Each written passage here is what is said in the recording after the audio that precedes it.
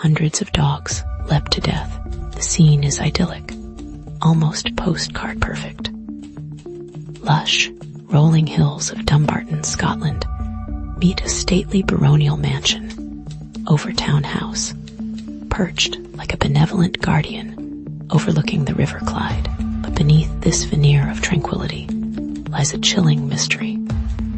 The Overtoun Bridge, an elegant stone structure built in 1895, has become notorious, not for its beauty, but for a bizarre and heartbreaking phenomenon. Dogs, seemingly without warning, have been leaping from its parapets to the rocky ground 30 feet below. What started as a trickle of isolated incidents has, over the decades, turned into a torrent of unexplained canine suicides, leaving locals baffled, heartbroken, and searching for answers. In the mists of the Scottish Highlands, the whispers started subtly. A local farmer's collie, usually a picture of obedience, suddenly bolted mid-walk and jumped, landing with a sickening thud on the rocks. Then another and another. These weren't stray dogs, neglected and desperate. These were family pets, well-loved and cared for. The incidents shared a disturbing consistency. The dogs almost always jumped from the same side of the bridge, between the final two parapets on the right-hand side, when walking from Overtoun House. Adding to the unease, the weather seemed to play a role. The jumps were more frequent on bright, sunny days. And the breed, predominantly long-nosed breeds like Labradors, Collies, and Retrievers, theories began to circulate like the ever-present Scottish drizzle. Was the bridge cursed? Had it been built on an ancient burial ground, disturbing restless spirits? Some pointed to the melancholy history of Overtoun House itself, built for Lord Overtoun, a wealthy industrialist known for his staunch religious beliefs, and according to some, a rather austere demeanor. Perhaps the somber atmosphere had seeped into the very stones of the bridge. Locals swapped tales of unexplained sounds and eerie shadows, fueling the growing sense of unease. But these were just stories, weren't they? Surely there had to be a more rational explanation. The Scottish Society for the Prevention of Cruelty to Animals, SSPCA, launched an investigation, sending animal behaviorists to the bridge. They examined the structure, the surrounding terrain, and even interviewed distraught owners. Initially, they suspected the dogs were chasing something, a squirrel, a bird, and simply misjudged the distance. But this explanation felt flimsy. The dogs weren't exhibiting typical chasing behavior.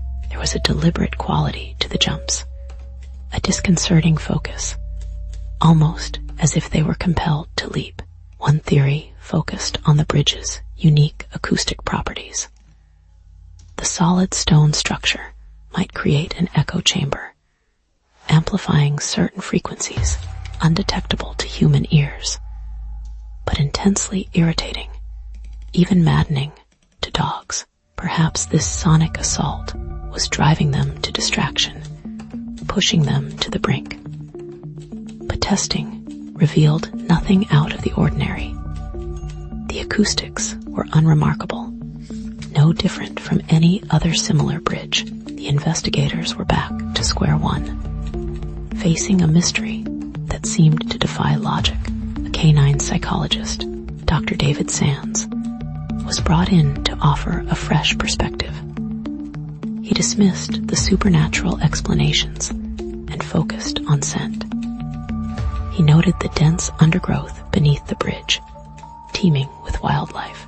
Mink, in particular, were known to frequent the area, leaving a powerful, musky scent that dogs find irresistible.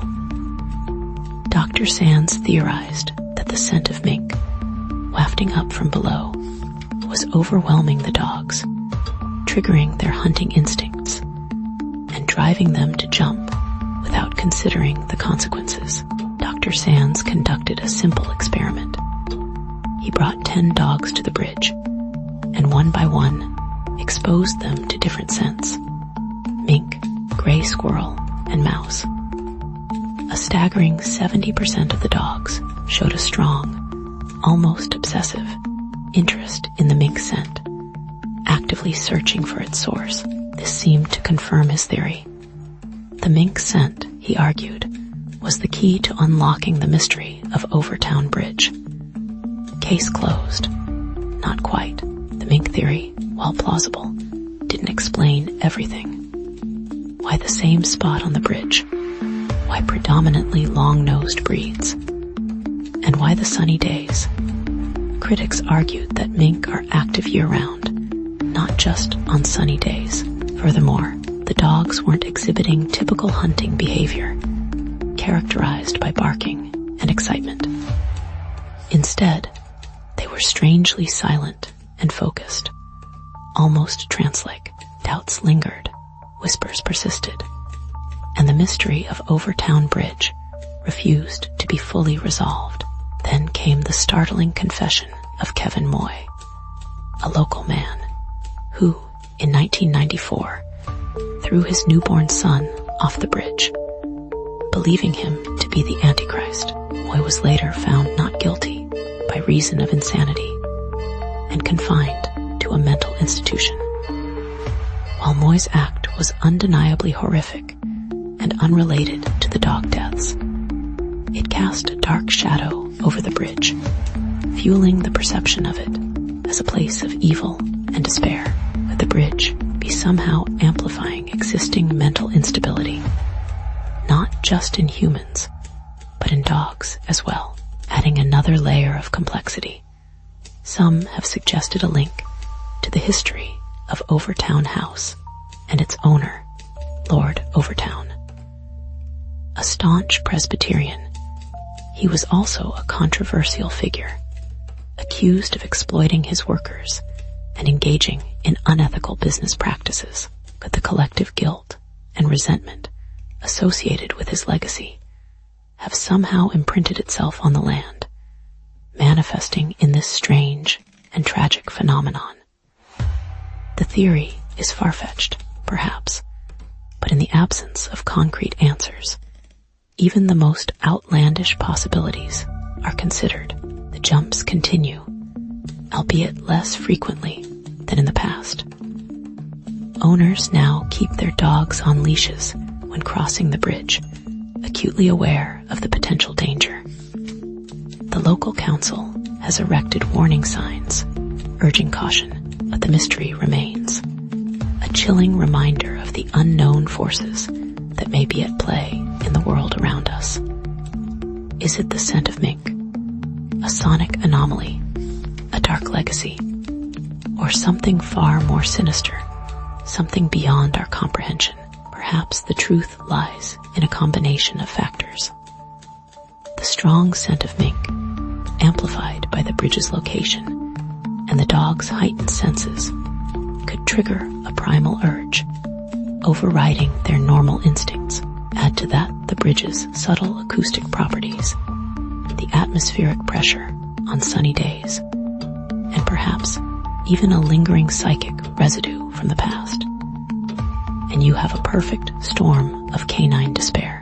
The Overtoun Bridge stands as a monument to the limits of our understanding. We can analyze, hypothesize, and experiment, but sometimes the answers remain elusive, shrouded in mystery. The dogs of Overtoun Bridge may have secrets they can never reveal, secrets locked within their canine minds, forever lost to us. The legacy of Overtoun Bridge is one of caution and bewilderment.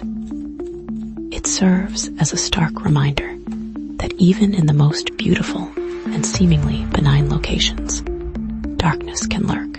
It's a place where the veil between the natural and the supernatural seems thin, where the line between instinct and madness blurs, and so the mystery endures. The Overtoun Bridge remains a place of pilgrimage for paranormal investigators and animal behaviorists alike, each hoping to unlock its secrets.